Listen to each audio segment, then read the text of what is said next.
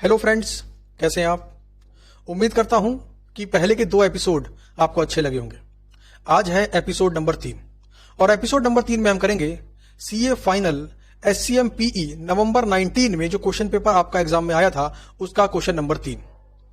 हर question में बहुत detail में डिस्कशन करेंगे, क्वेश्चन का भी, सॉल्यूशन का भी, और आपको यह बात समझ में आएगी इन वीडियोस को देखने के बाद कि एग्जाम के अंदर हमें कैसे क्वेश्चन को सॉल्व करना चाहिए, कितना मैटर लिखना चाहिए, कितने वर्किंग नोट बनाने चाहिए, कैसे बनाने चाहिए और कैसे अपना समय अपन बचा सकते हैं। मतलब ईच एंड एवरीथिंग जो आपको एग्जाम में हेल्प करने वाली है। 2 एपिसोड ऑलरेडी यूट्यूब पे डल चुके हैं। अगर आपने अभी तक नहीं देखे हैं तो इस लेक्चर के बाद उन दोनों को भी देख लेना। आप लेक्चर नंबर 3 यानी कि एपिसोड नंबर 3 को यहां से देखना कंटिन्यू कर सकते हैं।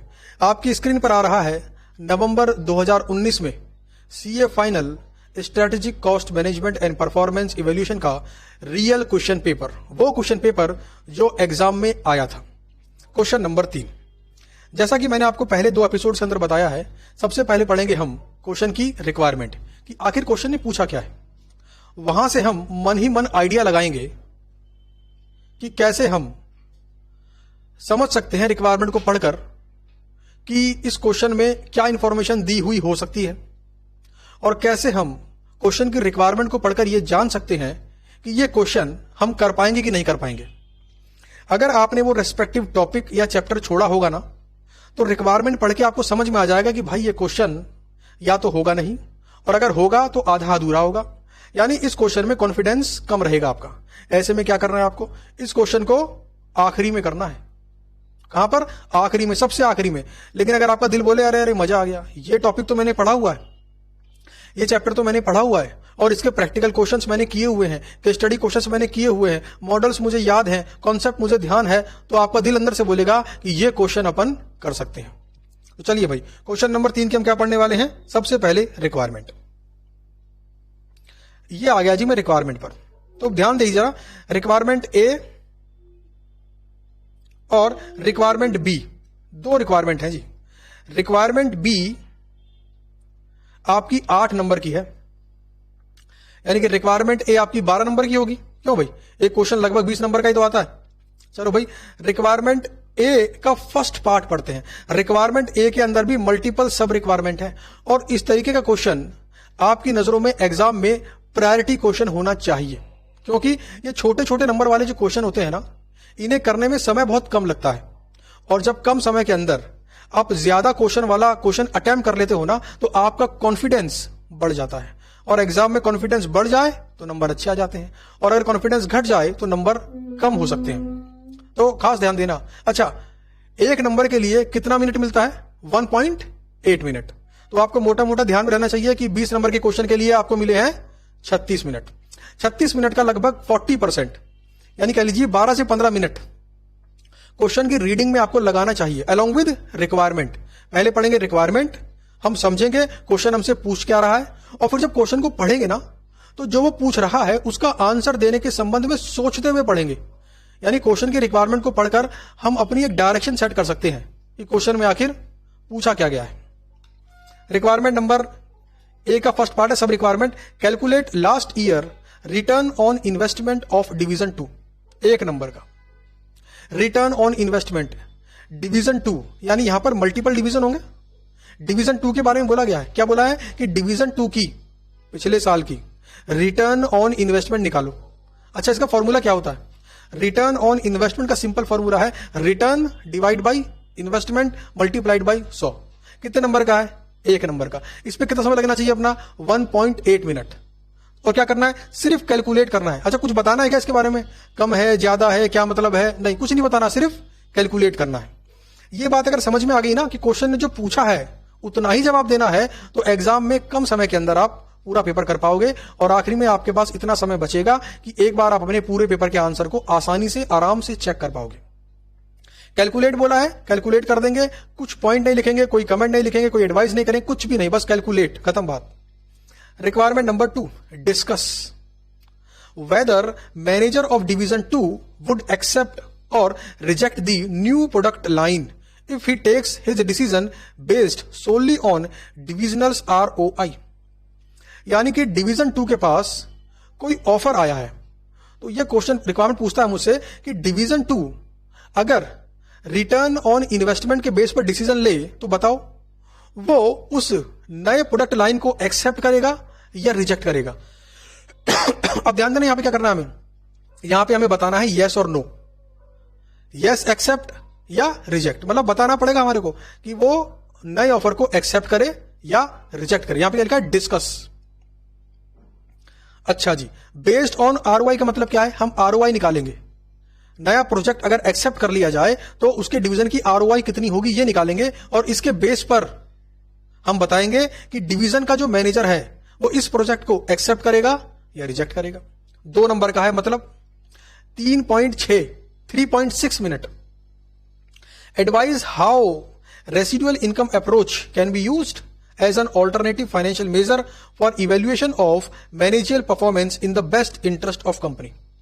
यानी यहां पर कहता है कि अगर ये कंपनी रिटर्न ऑन इन्वेस्टमेंट वाली टेक्निक को भूल जाए और रेसिडुअल इनकम अप्रोच का इस्तेमाल करे तो बताओ जरा क्या यह कंपनी के लिए फायदेमंद हो सकता है। तो यहां पे क्या निकालना है हमें कि कंपनी का फायदा होगा कि नहीं होगा, in the best interest of company. ये भी 2 नंबर का है। कैलकुलेट मैन्युफैक्चरिंग साइकिल एफिशिएंसी, इसका फॉर्मूला पता होगा आपको, processing time divide by processing plus non processing time, simple सा फॉर्मूला है। अच्छा, क्या करना है मुझे, कैलकुलेट भी करना है और मुझे इंटरप्रेट भी करना है, मतलब उसके बारे में कुछ बोलना भी है, उसका मीनिंग बताना भी है। कितने नंबर का है, 3 नंबर का है। 5वीं requirement, state what percentage of production time is spent in non value added activity. इसमें क्या निकालना है हमें, परसेंटेज, कि जो टोटल टाइम कंपनी लगाती है उसमें से कितना टाइम ऐसा है जो नॉन वैल्यू एडिंग एक्टिविटी को करने में कंपनी स्पेंड करती है। कितने नंबर का है, 1 नंबर का है। तो बस परसेंटेज निकालनी है और काम खत्म, उसके बारे में कुछ कहना नहीं, सुनना नहीं। Calculate delivery cycle time, simple calculation करनी है कि डिलीवरी साइकिल टाइम कितना है। दूसरा 7वां कैलकुलेट न्यू MCE, बोले तो मैन्युफैक्चरिंग साइकिल एफिशिएंसी। देखो ऊपर ब्रैकेट में क्या लिखा है, MCE, यानी क्वेश्चन ने बता दिया कि अगर इस क्वेश्चन पेपर में कहीं MCE लिखा मिले तो समझ जाना वो मैन्युफैक्चरिंग साइकिल एफिशिएंसी की बात कर रहा है। Calculate new MCE if by using lean production all Q time can be eliminated, यानी इस क्वेश्चन के अंदर कुछ क्यू टाइम होगा, वेटिंग टाइम होगा, तो ये बोलता है कि लीन सिस्टम को कंपनी अगर इंप्लीमेंट करेगी तो ये टाइम, वेटिंग टाइम 0 हो सकता है। अगर ये 0 हो गया तो बताओ जरा न्यू मैन्युफैक्चरिंग साइकिल एफिशिएंसी कितना है, ये भी कैलकुलेट करना है। कुछ बोलना है क्या इसके बारे में, कुछ भी नहीं बोलना, सिर्फ कैलकुलेट करना है। आगे बढ़ते हैं। Based on the above information and using A strategic map tablet 2 objective. देखो टेबुलेट मतलब टेबल में दिखाना है answer. Tablet 2 objectives and 2 measures for each perspective across 4 dimension of balance score card in the following format. आपको एक format दिया गया है और बोला गया है कि बैलेंस स्कोर कार्ड के जो 4 पर्सपेक्टिव है ना, उन 4 पर्सपेक्टिव के हर किसी के 2 तो बताओ मेजर्स और 2 बताओ ऑब्जेक्टिव, बस। अच्छा एक बात बताओ मुझे, ये 8 नंबर का दे रखा है आपको। अच्छा 8 नंबर का मतलब क्या था, पहले तो ये थ्योरी क्वेश्चन है, कंफर्म हो गया। थ्योरी क्वेश्चन अगर 8 नंबर का तो कितना लिखना है, मैंने कहा था 2 पेज लिखना है, लेकिन इस क्वेश्चन के अंदर 2 पेज लिखने लायक मैटर है ही नहीं, हमें टेबल के फॉर्म में दिखाना है। तो ये तो मैक्सिमम आपका 70-80% पेज में आ जाएगा, मतलब एक ही पेज, वो भी शायद पूरा ना लगे। तो आपको ये बात समझ में आनी चाहिए एग्जाम हॉल के अंदर बैठकर कि आईसीआई ने यहां पर आपको मार्क्स लुटा कर दिए हैं। ये क्वेश्चन जो बी पार्ट है मेरे हिसाब से 4 नंबर का आना चाहिए था, लेकिन आईसीआई ने आपको ये 8 नंबर का दिया है। थ्योरी क्वेश्चन अगर 8 नंबर का आता है तो करीबन 2 पेज होने ही चाहिए, लेकिन क्योंकि क्वेश्चन में खुद से बोला गया कि टेबुलेट करो, नीचे दिए गए टेबल की फॉर्मेट के अंदर बताओ 2 ऑब्जेक्टिव और 2 मेजर्स, तो ये जो आंसर है ना आपका, एक पेज का 70-80% जगह लेगा बस। यानी इसमें आपकी क्या होने वाली है, टाइम सेविंग।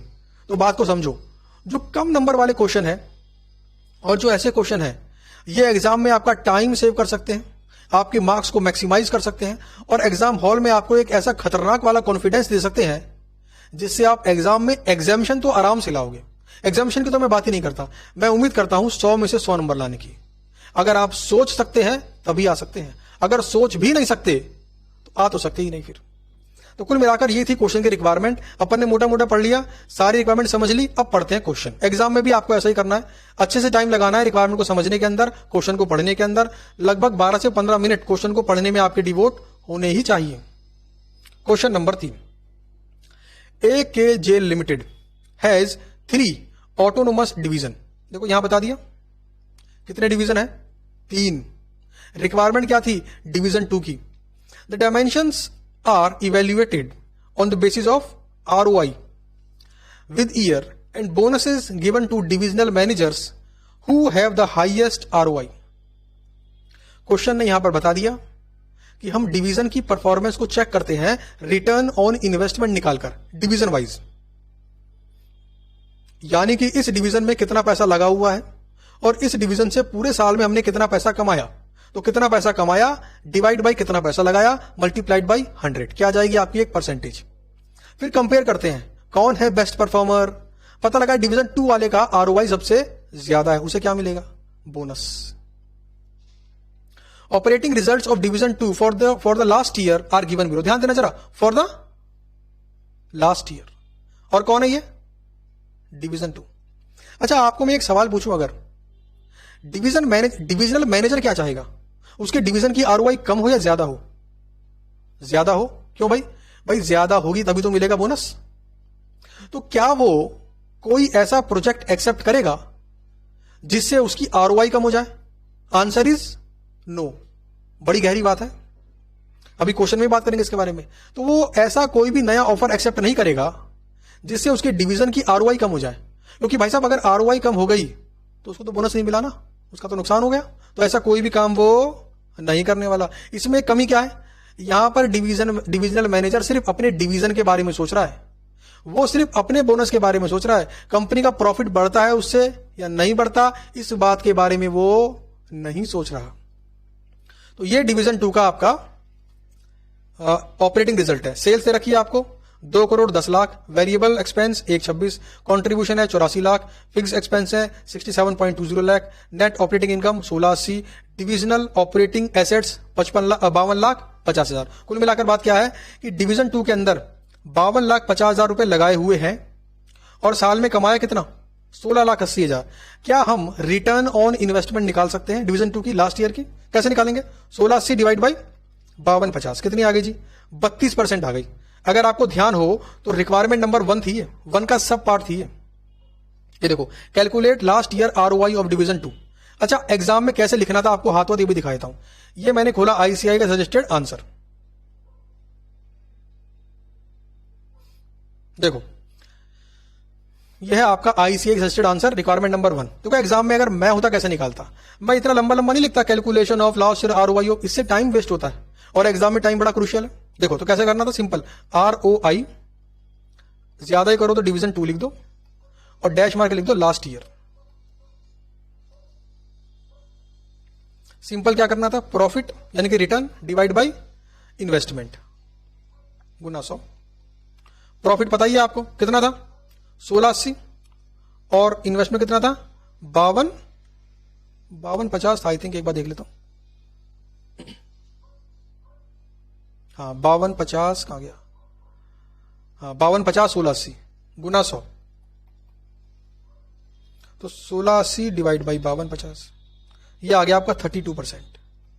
बस मैं इतना आंसर करता जी, सिंपल सी बात है। तो मैं इतना लंबा नहीं लिखता, टाइम बचाता अपना, नंबर मुझे पूरे मिलेंगे। अच्छा आगे बढ़ता हूं। तो डिवीजन 2 कितना कमाता है ROI, 32%। Companies overall ROI for the last year was 18% considering all divisions. अच्छा ये ROI किसका है भाई, जो ROI कंपनी का है, मतलब पूरी कंपनी में कितना पैसा लगा हुआ है और पूरी कंपनी कितना पैसा कमाती है, इसके बीच का रिलेशन क्या है, कंपनी का ROI। Division 2 has an opportunity to add a new product line that would require an investment of 30 lakh. देखो ऑफर आ गया, डिवीजन 2 के पास ऑफर आ गया, अगर 30 लाख रुपए लगाओगे तो आप क्या कमा सकते हो, नीचे दिया हुआ है। Other details of new product line are as follows. Sales कितनी होगी 90 लाख, वेरिएबल एक्सपेंस कितना है जी 65% ऑफ सेल्स, और फिक्स खर्चा कितना है 25 लाख 20 हजार। Life cycle of product line कितनी है 5 साल। तो अगर मैं निकालना चाहूं कि कितना प्रॉफिट ये कंपनी कमाएगी इस 30 लाख रुपए को लगाकर, तो निकाल सकता हूं क्या? बड़ा सिंपल है, 90 लाख माइनस 65% माइनस 25 लाख 20,000, तो ये अमाउंट आ गया आपका 6,30,000। ध्यान देना जरा, ये फिगर मैंने कैलकुलेटर पे निकाली है और मैंने एग्जाम में क्वेश्चन पेपर के ऊपर ही लिखा है। एग्जाम में क्वेश्चन पेपर के ऊपर आप थोड़ा बहुत लिख सकते हो, मगर पेपर के क्वेश्चन पेपर के शुरू में रोल नंबर जरूर लिख देना अपना, है ना, ताकि अगर बीच में आ जाए ना एग्जामिनर या चेक करने के लिए कि भाई ये क्यों लिखा हुआ है, आपने बता सको भाई मैं अपनी कैलकुलेशन लिख रहा हूं अपने समझने के लिए। अच्छा जी, दो division 2 is performing well but many a times the customers complain that they had to wait for long after placing the order. देख लो, डिवीजन 2 की परफॉर्मेंस तो अच्छी है, क्यों अच्छी बोल रहा है? पूरी कंपनी कितना कमाती है? 18%। डिवीजन 2 कितना कमाता है? 32%। लेकिन कस्टमर क्या है? हल्का सा डिससेटिस्फाइड है। वो क्या बोलता है, कभी कभी वेट बहुत करना पड़ता है। इसका मतलब है कस्टमर माल खरीदने के लिए आ गया बट इनके पास माल है ही नहीं। The company is interested in cutting the amount of time between when a customer places an order and when the order is completed. कुल मिलाकर क्या कम करना चाहते हैं? डिले टाइम कम करना चाहते हैं। For the last year the following data were reported in respect of division 2। Division 2 कुछ डेटा दे रखा है आपको, ध्यान देना जरा। यहां पर इंस्पेक्शन टाइम है, प्रोसेस टाइम है, वेट टाइम है, क्यू टाइम है, मूव टाइम है। इन सभी टाइम को अगर मैं ऐड कर दूं क्या बन जाएगा? ये टोटल टाइम पर बैच। अच्छा, मुझे क्वेश्चन में क्या निकालना था? MCE, manufacturing cycle efficiency. निकाल सकता हूं क्या? सिंपल है भाई, processing time divide by total time. तो अभी निकालेंगे, अभी समझते हुए चल रहे हैं बस। In addition to financial performance measure the company wishes to introduce a variety of non financial performance measure. Non financial, कुल मिलाकर बात यह है कि प्रॉफिट कमाना तो हर कंपनी का उद्देश्य होता है, बट कुछ चीजें ऐसी होती हैं जो हालांकि फाइनेंशियल नहीं होती, बट कंपनी तब भी चाहती है कि उसमें हम इंप्रूव करें। जैसे कस्टमर कंप्लेंट्स का कम होना, ये कंपनी चाहती है कि कस्टमर की कंप्लेंट कम हो जाए। कस्टमर की अगर कंप्लेंट्स कम है, इसका मतलब है कस्टमर हैप्पीनेस बढ़ रही है, और कस्टमर इज हैप्पी तो business happy. The company has set aggressive targets in both sales growth and return on investment for the coming year. Target बनाना बहुत जरूरी है। The company's strategy for achieving this goal includes a campaign aimed at building brand recognition, customer retention, improvement in product quality, on-time delivery to customer, expansion of eco-friendly product line, and introduction of limited edition item। अच्छा, मुझे ये बताओ, ये जो paragraph है क्या अपने question की रिक्वायरमेंट को सॉल्व करने में कहीं इस्तेमाल होता हुआ दिख रहा है आपको? आंसर इज नो, नहीं दिख रहा। तो फिर ये क्यों था? बस ऐसे ही, एम ही। हाँ जी, एम ही था ये। आपको आइडेंटिफाई करना पड़ेगा कौन सी इंफॉर्मेशन काम की है और कौन सी इंफॉर्मेशन सिर्फ नाम की है। चलो भाई, तो अब रिक्वायरमेंट नंबर 2 करते हैं। एक ही रिक्वायरमेंट नंबर 2 क्या बोला गया था कि नई प्रोडक्ट लाइन डिवीजन 2 एक्सेप्ट करेगा मैनेजर की नहीं करेगा। तो हमने क्या करना है? हमने निकालना है डिवीजन 2 का ROI, ये मानते हुए कि उसने एक्सेप्ट कर लिया। यानी कि अगर डिवीजन 2 उस ऑफर को एक्सेप्ट कर लेता है तो डिवीजन 2 की ROI कितनी होगी? अगर 32% से कम होगी तब तो डिवीजन 2 का मैनेजर बोल देगा इसको मैं एक्सेप्ट नहीं करूंगा। अगर 32% से ज्यादा होगी तो क्या बोलेगा? मैं एक्सेप्ट करूंगा। आ जाओ भाई, ये रहा ICI का आंसर। देखो, हमने क्या निकालना है? हमने निकालना है कंबाइंड ROI। ध्यान देना जरा, कंबाइंड ROI। तो पहले ये निकालते हैं कि न्यू प्रोडक्ट लाइन में कितना प्रॉफिट हो सकता है, यानी expected profit. Simple, sales minus variable cost minus fix cost. Sales कितनी दे रखी है आपको? सेल्स दे रखी है आपको 90 लाख माइनस वेरिएबल कॉस्ट है 65% ऑफ 90 लाख, और फिक्स कॉस्ट है आपकी 25.20 लाख। तो भाई 90 माइनस 65 माइनस 25-20, ये आ गया आपका 6,30,000। एग्जाम में भी ऐसे ही निकालना है। अच्छा, मैं क्या निकालने वाला हूं? डिवीजन 2 की ROI if he accept the offer. तो डिवीजन 2 ROI इफ ही, या फिर इसको इफ ही नाली कैसे लिखते हैं? Division of ROI to division 2 ROI considering new product line, considering new product line. ध्यान देना जरा। अच्छा, क्या दोबारा फॉर्मूला लिखूं? यहां पर लिखूं क्या? Return divide by asset multiplied by 100। लिखने की रिक्वायरमेंट तो नहीं है। क्यों नहीं है? क्योंकि रिक्वायरमेंट 1 में इसको ऑलरेडी हम लिख चुके हैं। फिर भी अगर लिखना चाहते लिख सकते हैं आप। तो डिवीजन 1 की आरओआई कितना, प्रॉफिट कितना था? तो डिवीजन 1 का प्रॉफिट था आपका, पहले कितना प्रॉफिट था इनका?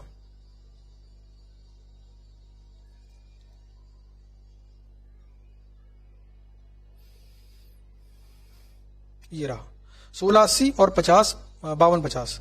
तो 1680 5250 इसमें ऐड कर दिया 30 लाख रुपए नए के लिए, और नए वाले में कमाया 36 गुना 100। निकालो जरा कितना आ रहा है। 1680 प्लस 36 डिवाइड बाई 8250, तो ये आ गया आपका 28%। बताओ भाई 28% हो गया आरओआई। पहले कितना था? 32%। अच्छा क्या वो एक्सेप्ट करेगा? नो। तो यहां पर लिखना no, division 2 manager of division 2 will not accept the offer. Manager of division 2 shall not accept the offer। तो जैसे मैंने आपको लिख के दिखाया बस इतना ही एग्जाम में लिखना था। अब देख लेते हैं आईसीआई का सॉल्यूशन। देखो प्रॉफिट जो निकाला ना मैंने ये 36, आईसीआई ने इसको टेबल के रूप में दिखाया है। टेबल के रूप में दिखाने की रिक्वायरमेंट नहीं है। टेबल बनाओगे अच्छा तो लगेगा दिखने के अंदर, बट इसमें आपका समय लग जाएगा। तो रिक्वायरमेंट नहीं है तो शॉर्टकट में काम करो ना। अब देखो यहां पर इसका भी 21% निकाला गया है, मतलब कि ऑफर का आरओआई कितना है। क्या इसकी रिक्वायरमेंट थी? क्या रिक्वायरमेंट तो नहीं थी, तो ये फालतू निकाला गया, रिक्वायरमेंट नहीं है क्वेश्चन के अंदर। अच्छा उसके बाद सिर्फ क्या बताना था, एक्सेप्ट करेगा या रिजेक्ट करेगा। यहां पर रीजन दे रखा है, आपको समझा भी रखा है। आपको इसे अपनी लैंग्वेज में लिखना, सिंपल जैसे मैंने लिखा 32% से कम है तो he will not accept the offer, खत्म बात। अब बात करते हैं रिक्वायरमेंट नंबर 3 की। रिक्वायरमेंट नंबर 3, रिक्वायरमेंट नंबर 3 क्या है कि अगर ये कंपनी रेसिडुअल इनकम अप्रोच का इस्तेमाल करे तो क्या फर्क पड़ेगा। अच्छा रेसिडुअल क्या बोलता है कि कितनी इनकम ये एक्स्ट्रा कमा रहे हैं। अच्छा पूरी कंपनी कितना कमा रही है, कंपनी की आरओआई कितनी है? 18%। ठीक है 18%। दिखाऊं मैं आपको, कंपनी की आरओआई थी 18%। अगर 30 लाख रुपए लगाकर नए वाले ऑफर में, अगर 30 लाख रुपए लगाकर कंपनी 18% ज्यादा कमा रही है तो कंपनी क्या बोलेगी? ऑफर को एक्सेप्ट करो। ध्यान देना जरा, यहां कंपनी के मालिक की बात कर रहा हूं मैं। कंपनी का मालिक क्या बोलेगा? यार 30 लाख रुपए लगाकर 18% से ज्यादा हम कमा रहे हैं, तो डिवीजन मैनेजर साहब, डिवीजन 2 के मैनेजर साहब आपको दिक्कत क्या है? वो बोलेगा जी मेरा बोनस कम हो रहा है। वो ठीक है भाई तेरा बोनस कम हो रहा है तो क्या करें, कंपनी की इनकम तो बढ़ रही है ना। तो 30 लाख रुपए पे 18% ये कंपनी कमा सकती है, तो कितना कमा सकती है? 5,40,000। कैसे निकाला मैंने? 30 लाख का 18%। अच्छा कमा कितना रही है? 6,30,000 अभी निकाला था। अच्छा एक्स्ट्रा कितना कमा रही है? 90,000। तो बताओ कंपनी अगर रेसिडुअल इनकम अप्रोच को इंप्लीमेंट करे तो कंपनी को ये ऑफर एक्सेप्ट करना चाहिए कि रिजेक्ट करना चाहिए? जाहिर सी बात है एक्सेप्ट करना चाहिए। तो जो मैंने आपको समझाया है आंसर में उतना ही लिखना था। देखो आपको आईसीआई का आंसर दिखाता हूं। देखो ये कैलकुलेशन है जो मैंने आपको बताई अभी। 18 लाख पर 30 लाख पर 5,40 कमाते, कितना कमाएंगे? 36। तो एक्स्ट्रा कितना कमाएंगे? 90,000। बस ये लाइन लिखनी थी, this calculation indicates that residual income of division 2 will increase if manager accept the project. बाकी कोई भी बात नहीं लिखनी थी। ये आंसर में क्यों लिखी गई है? क्योंकि आईसीआई अपने आंसर को इलेबोरेट करता है आपके फायदे के लिए। देखो इसके ऊपर आ जाओ आप, यहां पर ये कुछ लिखा गया, ये ऐसा कुछ लिखना नहीं था, ये एक ऑल्टरनेटिव तरीका था, इसको भी नहीं लिखना था। अच्छा ये भी नहीं लिखना था। ये क्यों लिखा आंसर के अंदर? आपको समझाने के लिए। तो बस इतना सा लिखना था आपको सिंपल दिखाना था, स्टेटमेंट शोइंग रेसिडुअल इनकम निकालनी थी और नीचे बोल देना था हाँ जी एक्सेप्ट करने में फायदा है। रिक्वायरमेंट नंबर 4 की बात करते हैं। रिक्वायरमेंट नंबर 4 क्या है? रिक्वायरमेंट नंबर 4 है कैलकुलेट मैन्युफैक्चरिंग साइकिल एफिशिएंसी। वो बड़ा सिंपल है जी। ये तो क्या निकालना है मुझे? Manufacturing cycle efficiency. फॉर्मूला क्या होता है?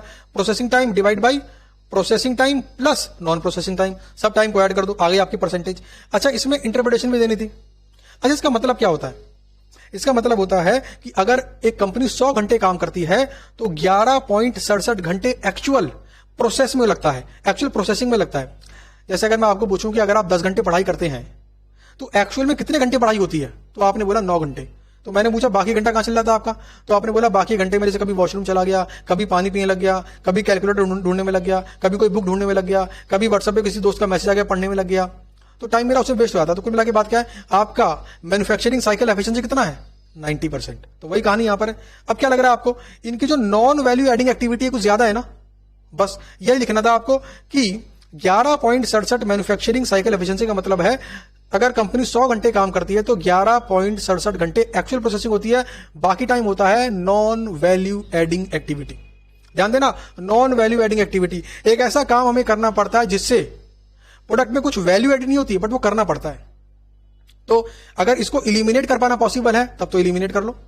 जैसे यूट्यूब, व्हाट्सएप, अपने दोस्त के व्हाट्सएप के मैसेज से अगर आप उसे अवॉइड कर सकते हो तो कर दो ना, इलिमिनेट कर दो। लेकिन वॉशरूम जाना थोड़ी इलिमिनेट कर सकते हो आप, पानी पीना थोड़ी इलिमिनेट कर सकते हो आप। तो कुल मिलाकर ये वो टाइम है जो करना ही पड़ेगा। तो नॉन वैल्यू एडिंग एक्टिविटी को इतना कम करो जितना हो सके, मैक्सिमम एक्सटेंट तक कम करो ताकि आपका प्रोसेसिंग टाइम बढ़े। अगली रिक्वायरमेंट थी, हमें क्या निकालना था कि नॉन वैल्यू एडिंग एक्टिविटी पर कितना टाइम स्पेंड हुआ। तो सिंपल है, 100% माइनस जो मैन्युफैक्चरिंग पे, जो प्रोसेसिंग पे लगा, आगे कैलकुलेशन। फिर डिलीवरी साइकिल टाइम, सिंपली सबको ऐड कर दो, बड़ा सिंपल। देखो उसके बाद क्या था, रिवाइज निकालना था मैन्युफैक्चरिंग साइकिल एफिशिएंसी। तो सिंपल, वो क्यू टाइम क्या हो जाएगा आपका, 0। क्वेश्चन ने बोला था, इलिमिनेट हो गया। अच्छा जरा ध्यान देना, खास बात देखो, यहां पर फॉर्मूला लिखकर बताया,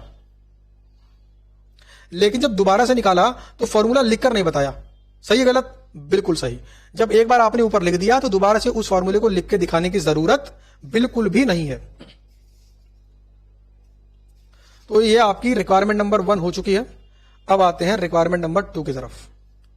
वो ये balance score card, 4 perspective, financial perspective, customer perspective, internal perspective and learning and innovation. देखो ये कुछ दिया हुआ है आपको, इसको पढ़ने की रिक्वायरमेंट नहीं थी। ये क्या था, ऑल्टरनेटिव था क्वेश्चन को सॉल्व करने का, बट इसे पढ़ना ही नहीं अपने को।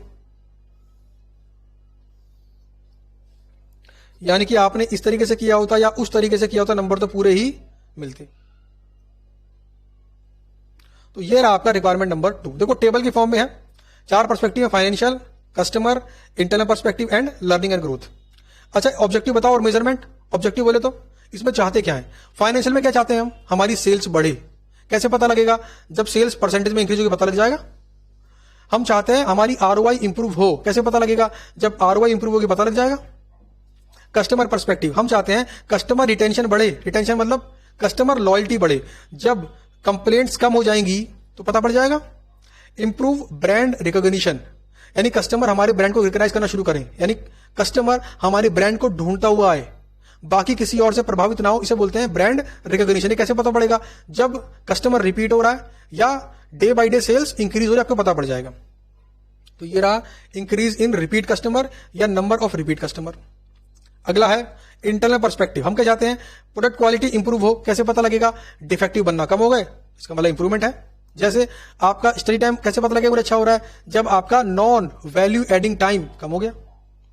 आप चाहते हैं डिलीवरी टाइम में इंप्रूवमेंट है, इसका मतलब क्या है कि आप ऑर्डर्स टाइम पे दे पा रहे हैं, उसने आज किया ऑर्डर आपने कल दे दिया, है ना। तो देखो यहां पर बल्कि 3 पॉइंट लिखे हुए हैं, आपको लिखने थे सिर्फ 2 पॉइंट। फिर उसके बाद है learning and innovation, expansion of eco friendly product और introduction of limited edition item. तो कुल मिलाकर यही बात यहां पर आपको लिखनी थी। देखो क्वेश्चन के नीचे क्या लिखा है, सॉरी सॉल्यूशन ने अदर मेजर्स आल्सो पॉसिबल, यानी कि जब एग्जाम में ये क्वेश्चन आए तो जरूरी नहीं है कि यही मेजर आपको आंसर में लिखने थे। अगर आप अपने हिसाब से सोच समझ के लिखते तब भी आपको नंबर मिलते। हालांकि ये क्वेश्चन 8 नंबर का था, 8 नंबर मतलब लगभग 2 पेज, लेकिन क्योंकि क्वेश्चन ने खुद से बोला टेबल की फॉर्म में देना है आंसर, 2 मेजर 2 ऑब्जेक्टिव, तो इसका आंसर आपका एक पेज में 70 to 80% पेज के अंदर ही आ जाता, एक पेज भी पूरा नहीं लगता। तो कुल मिलाके ऐसे क्वेश्चन क्या होते हैं, ये बहुत ही बढ़िया क्वेश्चन होते हैं। ऐसे क्वेश्चन को अवॉइड करना मतलब पाप करना। तो ये था हमारा आज का एपिसोड नंबर 3। एपिसोड नंबर 3 से बहुत सारी बातें आपको सीखने को मिली होंगी। 2 एपिसोड ऑलरेडी यूट्यूब पहले डल चुके हैं, ये था एपिसोड नंबर 3। उम्मीद करता हूं आपको ये एपिसोड्स अच्छे लगे, और अगर अच्छे लगे हैं तो वीडियो के नीचे कमेंट करें, अपने दोस्तों के संग शेयर करें। और चलिए मिलते हैं आपसे अपने अगले एपिसोड नंबर 4 के अंदर, जहां पर हम क्वेश्चन नंबर 4 के ऊपर डिटेल में डिस्कशन करेंगे और साथ में समझेंगे कि एग्जाम में आंसर कैसे प्रेजेंट करना चाहिए, क्वेश्चन कैसे रीड करना चाहिए, और किस तरीके से हमें फालतू बातें लिखने से बचना है, अपने समय को बचाना है, कितने मिनट में क्वेश्चन को पढ़ना होता है और कैसे अपने आंसर को फ्रेम करना होता है। तो चलिए मिलते हैं आपसे अपनी अगली वीडियो के अंदर। Thank you.